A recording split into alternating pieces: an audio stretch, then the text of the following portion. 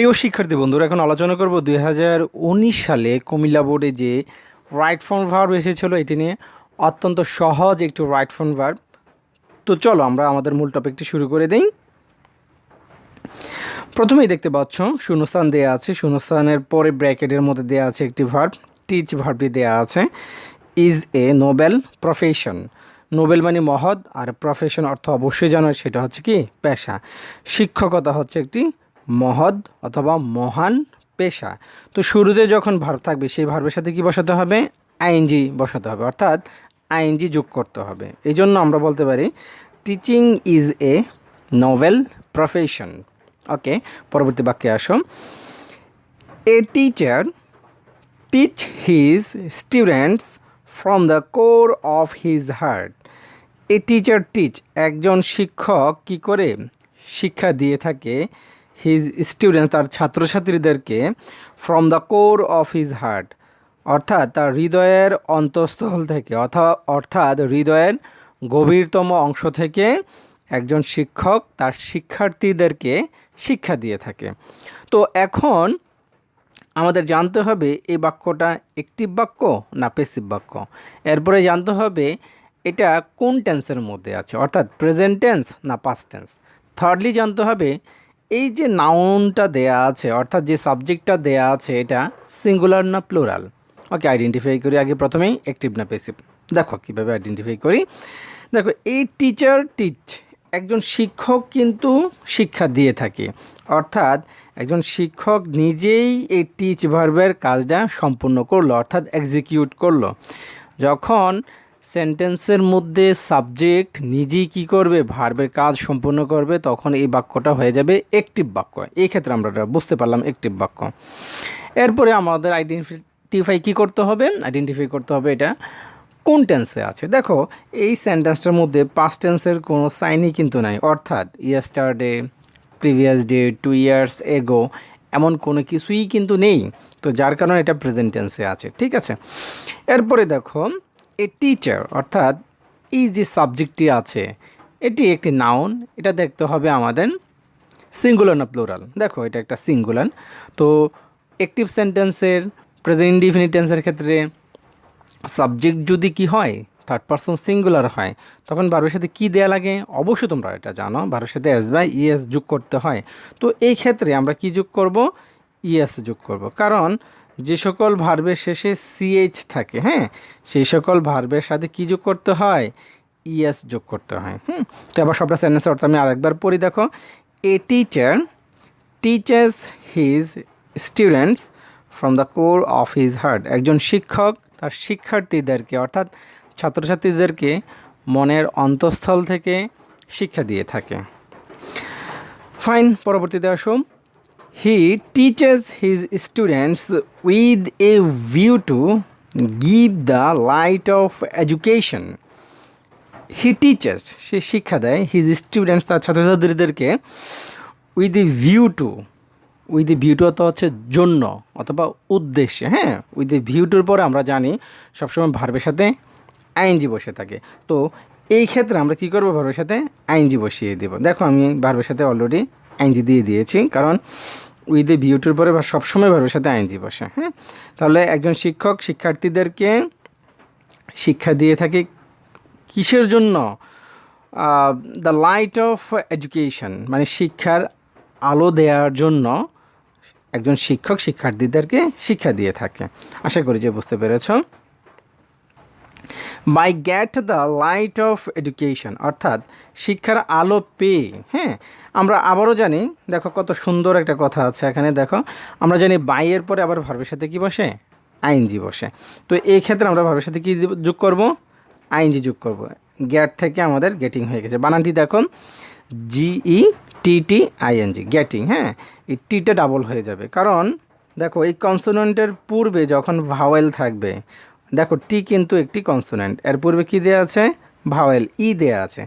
তখন আমরা কি করতে হবে? এই টিটাকে ডাবল টি বানিয়ে দিতে হবে এবং আইএনজি যোগ করতে হবে এই নিয়মে। অর্থাৎ কনসোনেন্টের পূর্বে যখন ভাওয়েল থাকবে তখন সেই কনসোনেন্টটাকে ডাবল করে আইএনজি যোগ করতে হয়, ঠিক আছে, এতটুকু পর্যন্ত আশা করি বুঝতে পেরেছো। By getting the light of education, শিক্ষার আলো পেয়ে students can enlighten their insights, ছাত্রছাত্রীরা কী করতে পারে, তাদের যে ইনসাইড ভিতর, অর্থাৎ ছাত্রছাত্রীদের মনের যে অভ্যন্তর বা তাদের যে মন, ইনসাইড দিয়ে আসলে তাদের আভ্যন্তরীণ বিষয়টা বোঝাচ্ছে, অর্থাৎ তাদের মনকে কি করতে পারে, এনলাইটেন করতে পারে, অর্থাৎ আলোকিত করতে পারে। দেখো এখানে এনলাইটেন এটা কি করতে হবে, দেখো স্টুডেন্টস ক্যান, ছাত্রছাত্রীরা পারে। দেখো আমরা জানি ক্যান হচ্ছে একটি মডেল ভার্ব, তো মডেল ভার্বের পরে সবসময় মূল ভার্ব বসে, এটা আমরা অবশ্যই জানি। তো মডেল ভার্ব আসলে শুধু ক্যান যে এমন না, can, could, may, might, shall, should, will, would, need, হ্যাঁ এগুলো হচ্ছে ওড টু, এগুলো হচ্ছে আমাদের মডেল ভার্ব। তো এগুলোর পরে সবসময় মূল ভার্ব বসে। তো এনলাইটেন নিজেই মূল ভার্ব, যার কারণে আমরা এটা চেঞ্জ করিনি, যা আছে তাই রেখে দিলাম। ওয়েল, পরবর্তীতে আসো, the students learn their lessons now.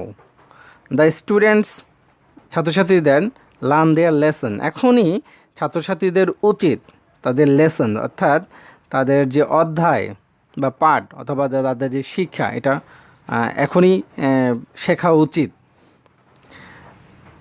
As their teachers dash instruct them, অর্থাৎ তাদের শিক্ষকরা যেভাবে তাদেরকে দিক নির্দেশনা দেয়, ইনস্ট্রাক্ট তো হচ্ছে দিক নির্দেশনা, অর্থাৎ যেভাবে শিক্ষকরা তাদের ছাত্রছাত্রীদেরকে দিক নির্দেশনা দেয় সেভাবে ছাত্রছাত্রীদের উচিত পড়াশোনা করা। আসলে সেন্টেন্সের অর্থটা এটা বোঝাচ্ছে। দেখো দ্য স্টুডেন্টস, এরপরে আমরা এখানে শুড লার্ন কেন বসালাম, উচিত অর্থে আমরা এখানে শুড প্লাস মূল ভার্ব বসিয়েছি। কী অর্থে? উচিত অর্থে। ছাত্রছাত্রীদের উচিত লার্ন, শেখা, দেয়ার লেসন্স, তাদের লেসনগুলো শেখা উচিত এখন, নাও তো এখন, অ্যাজ দেয়ার টিচার্স, তাদের শিক্ষকরা যেভাবে ইনস্ট্রাক্ট দেম, যেভাবে তাদেরকে কি করে থাকে, নির্দেশনা দেয়। দেখো এই টিচার্স, এটা একটি অ্যাক্টিভ সেন্টেন্স, শিক্ষকরা নিজেরাই কি করে থাকে, ইনস্ট্রাক্ট দিয়ে থাকে, অর্থাৎ টিচার্স নিজে এই ইনস্ট্রাক্ট ভার্বের কাজটা এক্সিকিউট করলো। এক্ষেত্রে এটা একটা অ্যাক্টিভ বাক্য এবং প্রেজেন্ট টেন্স এবং সাবজেক্টটা থার্ড পারসন প্লুরাল। সো এই কারণে ইনস্ট্রাক্ট কি থাকবে, ইনস্ট্রাক্টই থাকবে। But the students now A days act as though, কিন্তু ছাত্রছাত্রীরা আজকাল অ্যাক্ট, কাজ করে, অ্যাজ দো এমনভাবে, দে নো এভরিথিং, তারা সব কিছুই জানে। দেখো এখানে একটি স্ট্রাকচার রয়েছে, as if as though wish, স্ট্রাকচারটি কি, as if as though wish, এখানে অ্যাজ দো দেওয়া আছে, এর প্রথম অংশ যদি প্রেজেন্ট টেন্সে হয় তখন পরের অংশটা হয়ে যাবে পাস্ট ইনডিফিনিট টেন্সে, পরের অংশ কী হবে, পাস্ট ইনডিফিনিট টেন্সে হবে, যার কারণে এই নো থেকে আমাদের নিউ কথাটি লিখতে হবে। এই যে দেখো লিখেছি। তাহলে গঠনটা কি, অ্যাজ দোর প্রথম অংশ যদি প্রেজেন্ট ইনডিফিনিট হয়, পরবর্তী অংশ কী হবে, পাস্ট ইনডিফিনিট, আর প্রথম অংশ যদি পাস্ট ইনডিফিনিট টেন্সে হতো তখন পরবর্তী অংশটা হয়ে যাবে পাস্ট পারফেক্ট টেন্সে। তো যেহেতু প্রেজেন্ট ইনডিফিনিট আছে আমরা পরেরটা পাস্ট করে দিলাম। ঠিক আছে, আশা করি যে এতটুকু পর্যন্ত বুঝতে পেরেছ। They are not pay heed to their teachers' advice, they are not pay heed, তারা কর্ণপাত করে না, টু দেয়ার টিচার্স অ্যাডভাইস, শিক্ষকদের উপদেশকে তারা কি করে না, কোনো কর্ণপাতই করে না। দেখো এটা একটি অ্যাক্টিভ সেন্টেন্সের মধ্যে এটা আছে, আর এটা একটা প্রেজেন্ট কন্টিনিউয়াস টেন্সের ঘটনা। দেখো অ্যাক্টিভ সেন্টেন্স যখন থাকে তখন সাবজেক্টের পরে যখন কোনো অক্সিলারি ভার্ব থাকবে তখন অবশ্যই ভার্বের সাথে আইএনজি যোগ করতে হবে, অর্থাৎ এটি প্রেজেন্ট কন্টিনিউয়াস টেন্সে হয়ে যাবে। আর যখন প্যাসিভ সেন্টেন্স থাকে তখন কি করতে হবে, সাবজেক্টের পরে যখন কোনো অক্সিলারি ভার্ব থাকে তখন ভার্বের পাস্ট পার্টিসিপাল ফর্ম, দুটো কিন্তু দুরকম। ঠিক আছে, তো এটা অ্যাক্টিভ সেন্টেন্স, এই কারণে পেয়ের সাথে কি যোগ করতে হবে, পেইং যোগ করতে হবে। হ্যাঁ, দে আর নট পেইং হিড, তারা কোনো কর্ণপাতই করে না, দে আর টিচার্স অ্যাডভাইস, হ্যাঁ তাদের শিক্ষকদের উপদেশকে। But the students must be careful, কিন্তু ছাত্রছাত্রীদেরকে অবশ্যই সতর্ক হতে হবে, ইন দ্য স্টাডিজ, তাদের পড়াশোনা বিষয়ে অবশ্যই সতর্ক হতে হবে, লেস্ট, নতবা, দে ড্যাশ ফেল, তারা ব্যর্থ হবে, টু স্কোর গুড মার্কস, কী করার জন্য, গুড মার্কস, একটা ভালো নম্বর পেতে তারা ব্যর্থ হবে। হ্যাঁ, তো এখানে একটা সুন্দর স্ট্রাকচার রয়েছে, লাস্টের একটা স্ট্রাকচার রয়েছে। আমরা জানি লাস্টের পরে আমাদের একটা সাবজেক্ট আসবে, সাবজেক্টের পরে শুড অথবা মাইট আসবে, এরপরে মূল ভার্ব বসাবো। ঠিক আছে, তো এই ক্ষেত্রে আমরা কি বসাবো, শুড ফেইল কথাটি বসাবো। তুমি ইচ্ছে করলে শুডের জায়গায় মাইটও দিতে পারো, কোনো সমস্যা নেই।